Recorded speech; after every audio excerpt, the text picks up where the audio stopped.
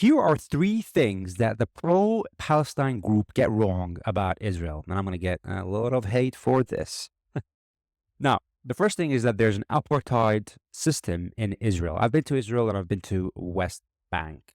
And you could make an argument that there is an apartheid system in the West Bank because there's different rules for different people based on their ethnicity and religion. But in Israel, you have to remember that, and before I say that, I must say that there is racism for sure.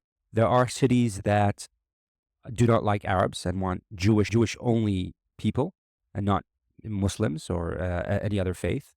At the same time, you have to remember that the Arab population that are not Jewish in Israel is about 21%.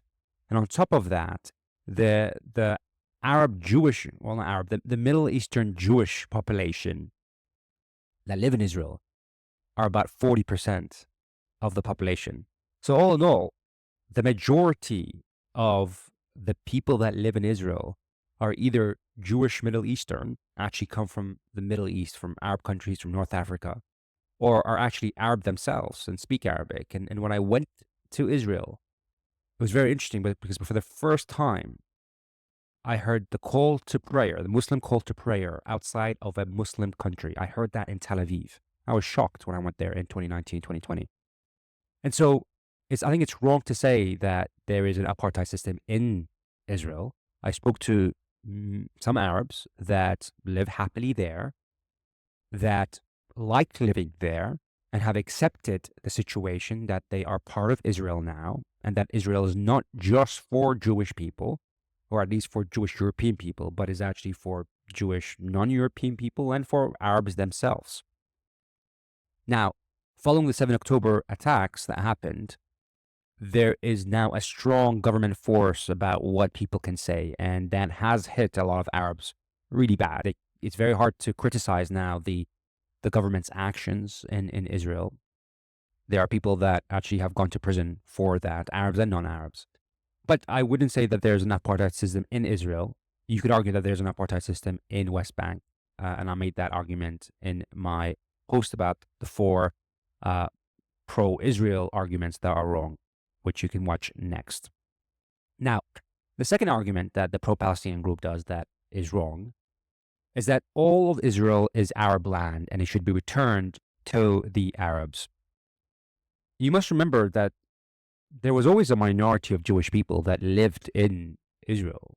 And so you can't say all the land is Arab land. In fact, a lot of people, I've spoken to some people that are Jewish that lived in that region. They have generations, they've lived there for hundreds of years, that also got displaced after what happened in 1948. Now, the majority of people that got displaced in 1948, yes, are Palestinian, are Arab, that actually got displaced. But there were also Jews that got displaced. And when the immigration was happening, during the British Mandate for Palestine, where a lot of Jews were immigrating to the region because of the attacks that they faced in Europe, in Russia, there were people that came in and bought the land. Now, there's this argument that the majority of the land was bought, but that's not true. When you look at the historical record, there were some land that was bought, but it's impossible for the amount of people that came in to have bought all the land. It's impossible. There were so many people that came in, where the 5% population, Jewish population in that region became around 38%. So that couldn't translate to everyone buying the land.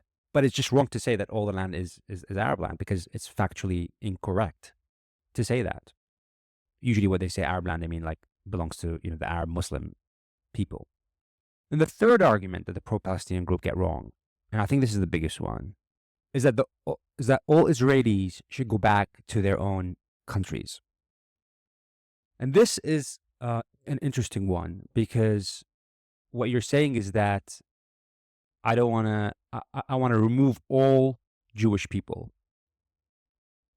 Now, first of all, there's about 40% of the Jewish population in Israel come from Middle Eastern places, North Africa, from the Arab world. And the reason why they lived there is because after the war that happened between the Arabs and the Israelis, and after the creation of Israel, because the Israelis displaced the Palestinians, what the Arabs did was displaced the Jews that were living there. They kicked them out.